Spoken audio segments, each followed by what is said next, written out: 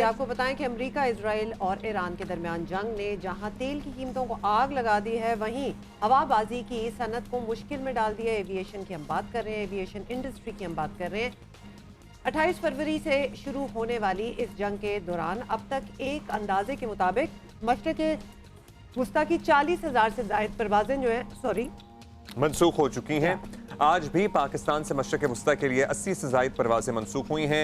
रिवायती तौर पर खलीजी ममालिक मसरूफ तरीन रूट्स में शामिल हैं, मगर इस जंग के बाद से बैनुल-अक़वामी एयरलाइंस इन कॉन्फ्लिक्ट जोन से गुरेजी कर रही हैं और ऐसे में सेफ कॉरिडोर्स बहुत ही महदूद रह गए हैं। सेफ कॉरिडोर्स भी देखिए नया एक कराची और बाकू एयरपोर्ट्स पर भी इन दिनों बहुत एयर ट्रैफिक देखी जा सकती है। बुनियादी तौर पर आपको बता दें कि एविएशन इंडस्ट्री को 3 चैलेंजेस का सामना है। सबसे पहली तो फ्लाइट्स की कैंसिलेशंस हो रही हैं। मुसाफिरों को नई फ्लाइट्स मिलना किसी इम्तिहान से कम नहीं है, बिकॉज ऑब्वियसली इतना रश पड़ा हुआ है।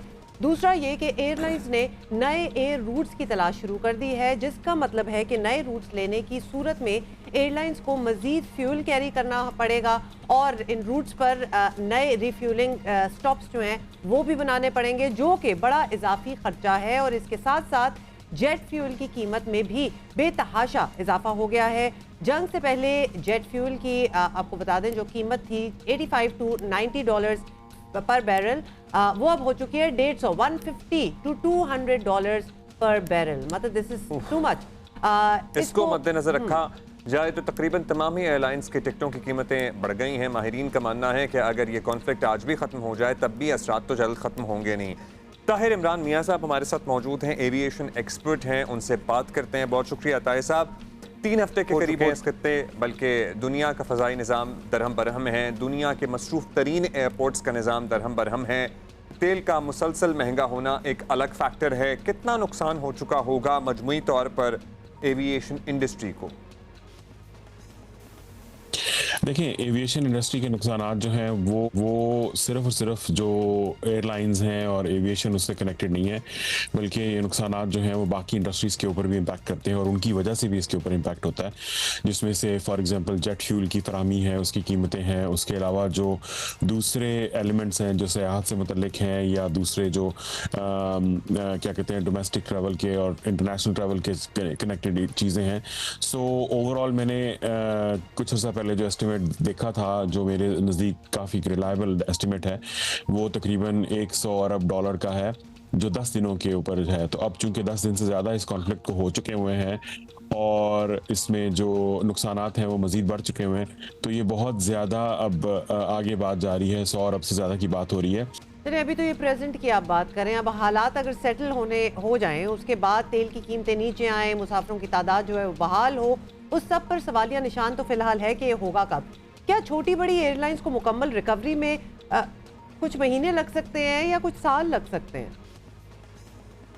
देखिए, छोटी एयरलाइंस के सर्वाइवल के लिए तो बहुत मुश्किल होगा, यानी कि छोटी एयरलाइंस को सर्वाइव करने के लिए फंड्स की ज़रूरत होगी, क्योंकि ज़ाहिर बात है एयरलाइन जो है वो एक कैश फ्लो का बिजनेस है, जिसमें कैश जो है वो मूव करता रहे तो एयरलाइन सर्वाइव करती हैं। उसमें आपके पास बहुत बड़े क्या कहते हैं ना डीप पॉकेट्स नहीं होती।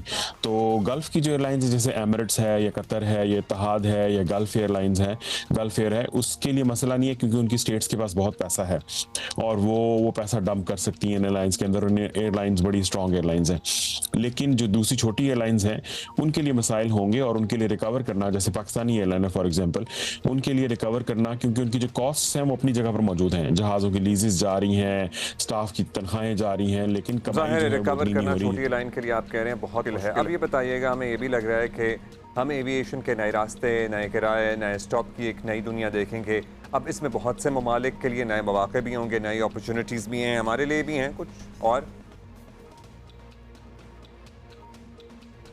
देखिए, मौक़े की बात जो है वो तो मसलन पाकिस्तान के लिए बहुत गोल्डन अपॉर्चुनिटी थी, पाकिस्तान की सिर्फ पीआईए के लिए नहीं बाकी एयरलाइंस के लिए भी, कि वो इस मौके से फ़ायदा उठाएं। अभी भी वक्त नहीं गुजरा और ऐसे रूट्स जिन पर वो पहले नहीं परवाज़ कर सकते थे, जिन पे गल्फ़ की एयरलाइंस परवाज़ नहीं कर पा रही, उनको फैसिलिटेट करना शुरू करें। जहां तक किरायों का ताल्लुक है, किरायों में इजाफा जो हो रहा है अभी, ये कुछ अर्सा बरकरार रहेगा क्योंकि एयरलाइंस अपने लॉसेस रिकवर करने की कोशिश करेंगी। और जो नए रूट्स की जहां तक बात हो रही है, नए रूट्स मेरा नहीं ख्याल कि कोई इतने इंटरेस्टिंग हो सकते हैं, लेकिन ऑफ कोर्स दुनिया ऑल्टरनेटिव्स की जानिब अब मूव कर रही है और गल्फ रीजन को अवॉइड करने की जो एक पॉलिसी है वो हमें वाइडर एविएशन इंडस्ट्री में नजर आती है, खास तौर पे जो बैनुल बर आज़मी ट्रैवल है, यानी कि यूरोप से ऑस्ट्रेलिया ताहिर के इमरान, लिए। Thank you so much for being with us. और ये तो लोकल डोमेस्टिक फ्लाइट्स की अगर आप अभी फेयर्स पता कर लेना तो आपको पता चल जाएगा। पहले मैं सोच रही थी ये ईद की वजह से हो रहा है, बट ऑफ कोर्स जब तेल ही इतना महंगा हो गया तो हर वजह से हो रहा है। It's difficult to travel even domestic.